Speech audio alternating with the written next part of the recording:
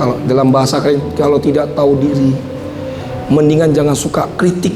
Banyak orang Kristen kritik Tiberias, kritik hamba-hamba Tuhan. Nggak boleh, karena kita ini adalah biji mata Tuhan. Amin. Pertanyaannya, sudah berapa banyak saudara beri untuk kemuliaan Tuhan? Berapa banyak? Jangan-jangan masih jauh di batas hitungan. Bayangkan Yesus saja sudah mati, masa saudara, ya mohon maaf ya, apalagi kalau masalah ini. Jujur Bapak Ibu ya, saya dulu ya, puji Tuhannya Tuhan udah selamatkan saya jadi hamba Tuhan. Dulu waktu saya belum bertobat, ini saya ngomong di depan kamera, dulu saya diajarin mama saya itu taat untuk ibadah. Dia bilang, Cok, kamu ibadah, ini persembahan. Mama saya kasih berapa? 10.000. Cuman dulu 10.000 mau udah gede, ya kan?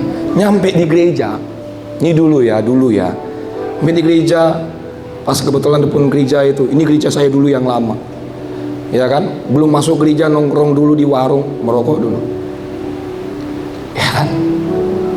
Iya, saudara tahu, 10.000 itu udah saya tukarkan. Yang saya beri untuk gereja persembahan itu nggak nyampe 10.000. Kadang-kadang 50 perak, 100 perak, 900 saya kantongi.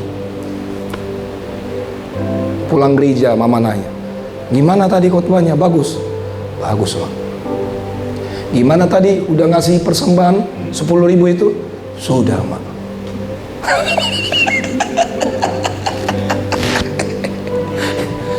Ya kan? Banyak diantara kita ini nggak tahu bersyukur loh. Tuhan sudah beri berkat nih. Wah, kalau berdoa kita bertalu-talu nangis. Ini sampai ingus kemana-mana gitu. Iya kan? Sebelum diberkati ibadah 5 sisi di tempat ini, tapi setelah diberkati lupa Tuhan. Mau persembahan, ada jemaat pura-pura ke toilet tuh. Mau persembahan, ada jemaat tuh, dia pilih-pilih duitnya. Ada yang merah, ada yang hijau, ada yang biru, pilih-pilih ya. Uang 100.000 semua aja nggak bisa jadi praktek gitu. Iya, coba betapa malangnya hidup kita. Buat Tuhan kita pilih-pilih, padahal di dompet saudara ada uang merah di situ. Tegakah saudara? Tegakah saudara? Banyak orang Kristen nggak mengerti tentang cara memberi. Saya percaya Bapak Ibu kita tidak akan miskin, bangkrut ketika kita memberi buat kerajaan surga. Katakan amin. Amin. Benar, makanya saya katakan tadi, pas lagi butuh pasti ada, Tuhan sediakan. Iya, Tuhan sediakan. Saya udah banyak menerima mujizat Tuhan, kuasa Tuhan. Makanya kalau tentang bersaksi Bapak Ibu ya, kita nggak perlu pusing-pusing tentang hidup ini. Pokoknya pas lagi ada, lagi butuh, Tuhan sediakan. Tinggal doa saja. Makanya prinsip tentang memberi itu jangan sampai hilang dalam hati dan pikiran kita. Bener. Apalagi mau Natal nih ya, Desember. Wah, malah sidang itu habis-habisan buat Natal, buat jemaat. Tiberias, saudara lihat pernah almarhum bilang, saya pernah kosongkan rekening saya. Benar, saya pernah kosongkan rekening saya buat jemaat Natal Tiberias. Itu berapa tahun yang lalu. Hanya saya sedih juga ya. Almarhum kita itu sidang orang baik. Sampai mau nangis saya ini. Secepat itukah dia meninggalkan kita? Nah, orang baik. Jadi saudaraku harus tahu dan memahami bahwa kita harus ya memakai harta kita untuk kemuliaan Tuhan. Beri tepuk tangan, beri pujian bagi Allah. Yang terakhir, Matius 5 ayat 23 sampai dengan 24. Yuk sama-sama kita baca 2, 3 ya. Sebab itu jika engkau mempersembahkan persembahanmu di atas mezbah dan engkau teringat akan sesuatu yang ada dalam hati saudaramu terhadap engkau, tinggalkanlah persembahanmu di depan mezbah itu dan pergilah berdamai dahulu dengan saudaramu, lalu kembali untuk mempersembahkan persembahanmu itu. Di sana ada kata bahwa kalau engkau teringat sesuatu yang ada dalam hati saudaramu terhadap engkau, tinggalkanlah persembahan. Untuk apa saudara memberikan persembahan tapi hati kita masih jahat? Untuk apa kita memberikan persembahan yang banyak buat Tuhan tetapi kita yang gak tulus memberi di hadapan Tuhan? Jadi yang ketiga yang dapat kita pelajari adalah bahwa apa yang harus kita beri buat Tuhan, kita harus mempersembahkan hati kita untuk Tuhan. Mempersembahkan hati kita untuk Tuhan. Sebab itu Yesus bilang begitu. Sebelum kita memberikan persembahan di hadapan Tuhan, lupakan dulu kesalahan orang lain. Ini kan berbicara tentang hati. Apa itu mempersembahkan hati? Mempersembahkan hati artinya kita serahkan hati kita kepada Tuhan untuk dikuduskan, disucikan, untuk dipakai untuk hal-hal yang baik, yaitu untuk kemuliaan Tuhan, bukan untuk yang jahat. Pak, Bu, hati-hati dengan hati kita. Sekali lagi, hati-hati dengan hati kita. Jaga hati kita, Pak, supaya tetap murni tulus di hadapan Tuhan. Karena peranan hati itu sangat penting. Sebab hati menentukan jalan hidup manusia. Hati manusia menentukan jalan hidup manusia. Hati ini tempat tatanya Allah. Orang dunia saja ada lagunya kok. Masa kita nggak mau jaga hati? Jagalah hati, jangan kau nodai. Jagalah hati, lentera hidup ini. Teng teng teng teng teng. Iya, dunia aja tahu kok. Biar ada ketawa-ketawanya. Saya lihat saudara ini mulai nangis-nangis ini kayak ini. Merasa bersalah hidupnya. Haleluya, haleluya. Saya tidak mengakui saudara. Ini kan firman. Ya kalau saudara mendengarkan, melakukan itu baik. Ya kalau nggak melakukan ya berarti belum waktunya. Iya kan? Iya kan? Jangan dipaksa-paksa lah kalau belum waktunya. Kita kadang-kala kita paksa orang gereja bertobat. Nah kalau belum waktunya jangan dipaksa. Iya, bener. Makanya ada pujian lagi, ada. Tuhan ini lah yang ku tahu, kau menjaga hatiku, terus supaya kehidupan mencari.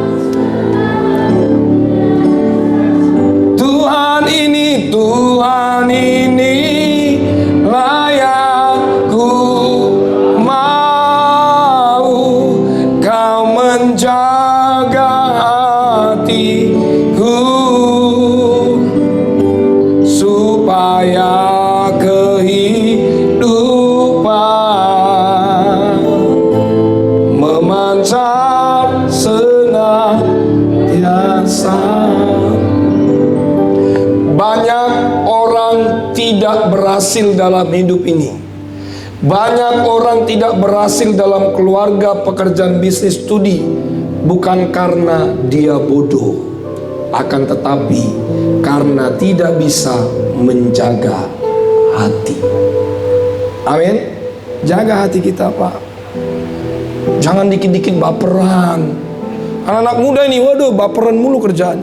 Ibu-ibu mah baperan mulu, waduh. Tapi kalau laki-laki memang jarang sih baperan. Iya. Suaminya baru ngobrol sama tetangga, iya kan, baperan. Wih, haleluya, baperan. Wih, umur udah bangkotan baperan. Anak muda mentang-mentang ya pacarmu nggak balas WhatsAppmu, baperan, langsung dilabrak di rumahnya. Iya kan, datangin tuh, bilang, kamu cinta nggak sama saya? Sama saya lah, ayo. Gitu. Baperan aja dia. Bilang sama saya, jangan baperan. Katakan ini ulang-ulang, jangan baperan, ayo. Jaga hatimu. Yang baru ngomong bilang jangan ngomong doang, ayo. Amin. Siapa di sini yang suka baperan? Ayo. Ayo. Gampang tersinggung, ya kan? Gampang sakit hati. Ya, ayo. tinggi-tinggi. Ya, jangan baper ya. Iya, janganlah. Cobalah dibuanglah baper itulah. Itu baperan itu, roh tersinggung itu dari setan itu. Ya, dari iblis itu. Kalau Tuhan mendatangkan yang baik lah biasanya. Iya, damai sejahtera.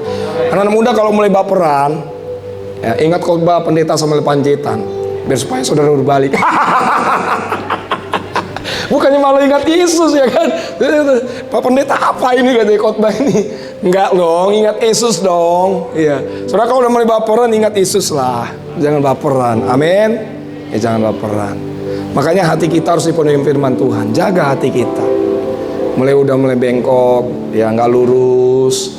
Udah mulai kemana-mana bilang, hei hatiku, jaga hati saya. Baperan, keluar dalam roh baperan, keluar, lepas.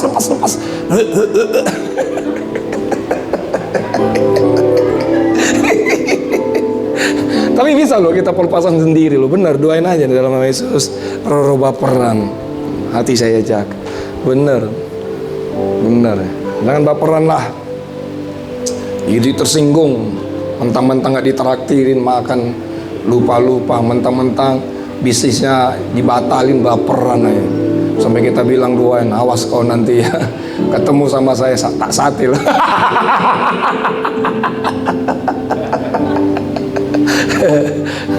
Tapi kalau jemaah jam 2 baik-baik lah.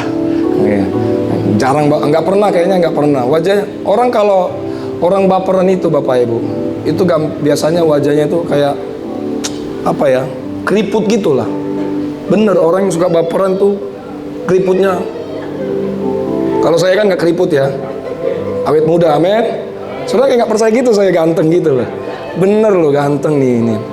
Bener, coba saya perhatikan dulu wajah saudara. Biasanya kalau orang yang keriput wajahnya itu baperan. Coba. Iya bener. Tadi kan ngangkat tangan keriput. Kenapa ya? Bercanda ya. Saudara adalah orang-orang diberkati Tuhan, amin. Saya berdoa hari ini saudara mendengarkan firman Tuhan, percaya pulang pasti terima kuasa, terima mujizat Tuhan. Kesimpulan khotbah kita hari ini, saya menambah musik.